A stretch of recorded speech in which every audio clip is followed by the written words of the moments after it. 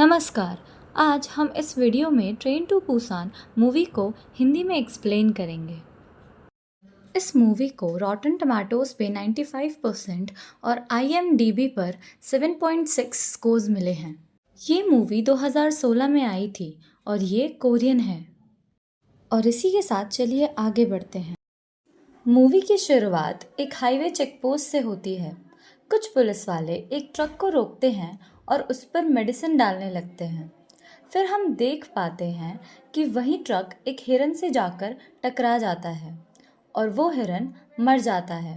लेकिन जैसे ही truck driver हिरन को छोड़ के वापस चला जाता है, हिरन कुछ ही देर बाद वापस उठ खड़ा होता है। उसकी आंखें सफ़ेद हो चुकी होती हैं और बहुत डरावनी लगती हैं, जिससे हमें ये पता चलता है कि कुछ बहुत ही खतरनाक होने वाला है। अब सीन कट होता है और हमें दिखाया जाता है सियोल सिटी, जहाँ बिजनेसमैन सियोक वू अपने ऑफिस में होते हैं। वो बहुत ही बिजी फंड मैनेजर हैं जो अपनी बेटी के साथ रहते हैं, पर वो अपने बिजी स्केड्यूल और हेक्टिक वर्क प्रेशर की वजह से अपनी बेटी के साथ ज़्यादा टाइम नहीं निकाल पाते और उनका और उनकी पत्नी का जल्द ही डिवोर्स होने वाला है। पर वो अपनी बेटी को अपने पास ही रखना चाहते हैं। वो अपनी बेटी की कस्टडी अपनी पत्नी को नहीं देना चाहते हैं। आज सुवान का बर्थडे है और हम देख पाते हैं कि सियोक वू आज के भी दिन सुवान के लिए टाइम नहीं निकाल पाते। जब वो सुवान को गिफ्ट देने जाते हैं तो सुवान उनसे अपनी मम्मा के पास बुसान जाने की जिद करती है। सुबह जल्दी दोनों ट्रेन पकड़ने के लिए निकलते हैं। स्टेशन पर हमें अलग अलग साइड कैरेक्टर्स दिखाए जाते हैं। कुछ स्पोर्ट्स पर्सन, कुछ नॉर्मल लोग, कुछ स्टाफ मेंबर्स और कुछ अनआइडेंटिकल लोग। हमें सारे साइड कैरेक्टर्स की कुछ कुछ कन्वर्सेशन सुनाई जाती हैं। फिर सीन अचानक से एक लड़की पर फोकस होता है जो कि घबराई हुई सी ट्रेन पर चढ़ती है और उसके पैर में अजीब सी चोट लगी होती है, जिससे वो दर्द से तड़प रही होती है। हमें आगे स्टेशन दिखाया जाता है और ट्रेन चल पड़ती है। हम देख पाते हैं कि स्टेशन पर माहौल कुछ ठीक नहीं था, जो कि सुवान ने देख लिया था। हम ट्रेन में वापस उस लड़की को देख पाते हैं जो अपनी चोट फैलने से रोक रही होती है। कुछ देर बाद वो वॉशरूम से बाहर निकल के अजीब तरीके से चलने लगती है, फिर गिर के कांपने लगती है। एक स्टाफ की नज़र उस लड़की पर पड़ती है और वो उस लड़की की मदद करने की कोशिश करने लगती है और लोगों को बुलाने लगती है। उसी टाइम लड़की का शरीर अजीब तरीके से मुड़ने लगता है। फिर वो अचानक से शांत हो जाती है और कुछ समय बाद वो स्टाफ पर हमला कर देती है। फिर उसे काटने लगती है और वायरस फैलना शुरू हो जाता है और देखते ही देखते वो स्टाफ मेंबर भी इन्फेक्टेड हो जाती हैं। सबसे पहला कोच स्पोर्ट्स टीम के बच्चों का होता है, जिन पर सबसे पहला हमला हुआ होता है। इधर हमें सियोक वू स्वान को ढूंढते हुए दिखाए जाते हैं, जो कि वॉशरूम के लिए दूसरे कोच में चली गई होती है बिना सियोक वू को बताए। फिर सियोक वू आगे जाते हैं और ट्रेन में ज़ॉम्बी बनते लोगों को हमला करते हुए देखते हैं। तभी स्वान उसे पीछे से बुलाती है। सियोक वू स्वान को लेके भागने लगते हैं। धीरे धीरे पूरी ट्रेन में चिल्लाने की आवाज़ आने लगती है। तभी हमें सांगवा और उसकी प्रेग्नेंट वाइफ को दिखाया जाता है, जो कि सियोक वू की मदद करते हैं और चारों किसी तरह सेफली दूसरे कंपार्टमेंट में पहुंच जाते हैं। ट्रेन में हालत बिगड़ती ही जा रही थी और सियोक वू को तभी अपनी माँ का फ़ोन आता है, जो बात करते करते ज़ॉम्बी बन जाती हैं। धीरे धीरे पूरी ट्रेन में, टीवी पर, इंटरनेट पर हर जगह बताया जाने लगता है कि कैसे पूरे शहर की हालत ख़राब है और ये वायरस फैलता ही जा रहा है। लोगों को मारते हुए, मरते हुए, एक दूसरे को खाते हुए दिखाया जाता है और सूचना दी जाती है कि लोग अपने घरों में ही रहें। कुछ देर बाद ट्रेन दाइजू स्टेशन पर रुकती है और सुरक्षित अनइन्फेक्टेड लोग बाहर आते हैं। जैसे वो लोग स्टेशन पर थोड़ा आगे जाते हैं, वहाँ पर भी उनको वही हालत दिखाई देती है। सारे पुलिस आर्मी वाले तक ज़ॉम्बी बन चुके होते हैं। सब लोग अपनी अपनी जान बचाकर भाग रहे होते हैं।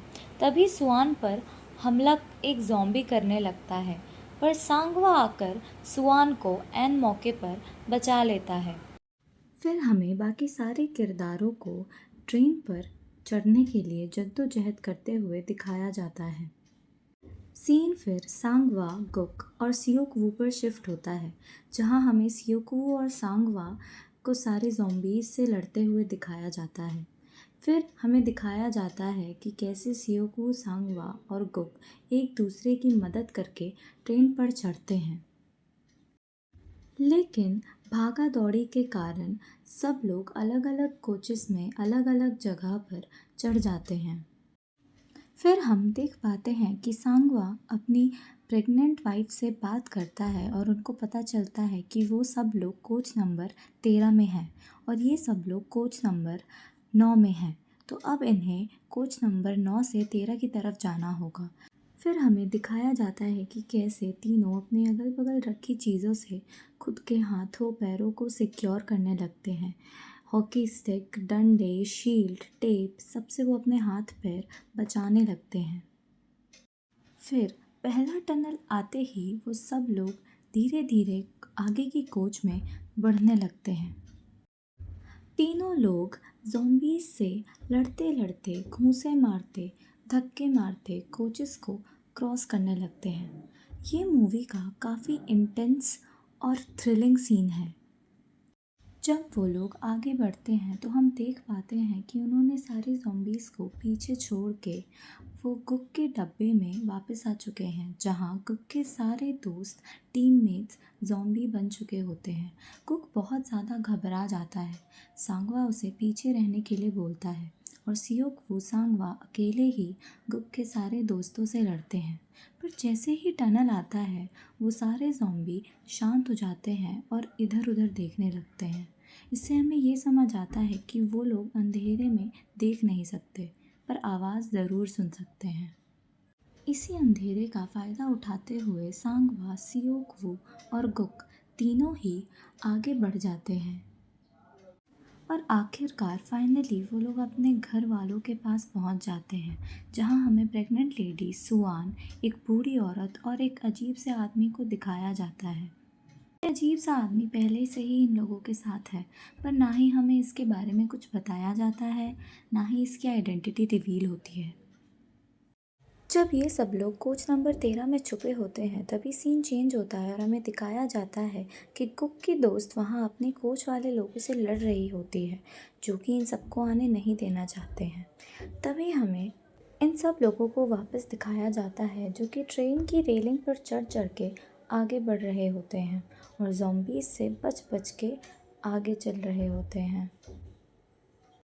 पर जब वो सब लोग फाइनली कोच 15 में पहुंचते हैं, तो हमें दिखाया जाता है कि उन लोगों को अंदर आने नहीं दिया जाता है। वहाँ सांगवा सारे ज़ॉम्बीज़ को रोक रहा होता है, इधर गुक दरवाज़ा खोलने की कोशिश कर रहा होता है, पर सब लोगों ने मिलकर दरवाज़ा अंदर से बांध दिया होता है और जेनी को भी कुछ बोलने नहीं देते हैं। इधर हम देख पाते हैं कि कैसे सांगवा और सियोकवू मिलकर ज़ॉम्बीज़ को रोकने की बहुत कोशिश करते हैं, पर कांच धीरे धीरे टूटने लगता है। जैसे तैसे करके कुक और सबने मिलके दरवाज़ा खोल ही लिया होता है, पर तब तक बहुत देर हो चुकी होती है और सांगवा को ज़ॉम्बीज़ ने इफ़ेक्ट कर दिया होता है। हम देख पाते हैं कि कैसे उसमें एक बूढ़ी महिला भी इन्फेक्ट हो जाती है, जिसकी बहन अंदर कोच में ही बैठी होती है और सब देख रही होती है। इधर सीन बहुत ज़्यादा इमोशनल हो जाता है। हम सियोकवू को देख पाते हैं कि वो कैसे सब लोगों पर गुस्सा कर रहा होता है, पर सब लोग मिलकर सियोकवू और बाकी सारे लोगों को बाहर भेज देते हैं, जिनके साथ साथ जेनी भी बाहर चली जाती है। जो बूढ़ी महिला की बहन होती है, उसको हम देख पाते हैं कि वो कैसे आक्रोश में आकर ज़ॉम्बीज़ के साइड वाला दरवाज़ा खोल देती है और इसी के साथ साथ कोच 15 वाले लोग भी इन्फेक्टेड हो जाते हैं। अब हमें बस सियोकवू, सुआन, प्रेग्नेंट लेडी और एक अजीब सा आदमी गुक उसकी दोस्त और एक मतलबी सीनियर मेंबर को, जो कि बाथरूम में फंसा हुआ था रेलवे कर्मचारी के साथ, दिखाया जाता है। फिर हम सब लोगों को इमोशनल होते हुए देख पाते हैं। वहीं सियोक वू और सुआन एक दूसरे से वादा कर रहे होते हैं, जहां सियोक वू सुआन को वादा करता है कि वो उसको अपनी मम्मा से ज़रूर मिलवाएगा। फिर कुछ ही देर बाद हमें सियोक वू को अपनी पत्नी को फ़ोन करते हुए दिखाया जाता है, जहां उसकी पत्नी फ़ोन नहीं उठाती है। फिर सियोक वू को अपने असिस्टेंट का कॉल आता है, जहां से उसको पता चलता है कि ये वायरस उन्हीं लोगों ने फैलाया है जिसके शेयर्स सियोक वू ने बेच दिए थे, और इसीलिए उन लोगों ने वायरस फैला दिया। ये सब सुनकर और जानकर हमें सियोक वू को काफ़ी इमोशनल दिखाया जाता है।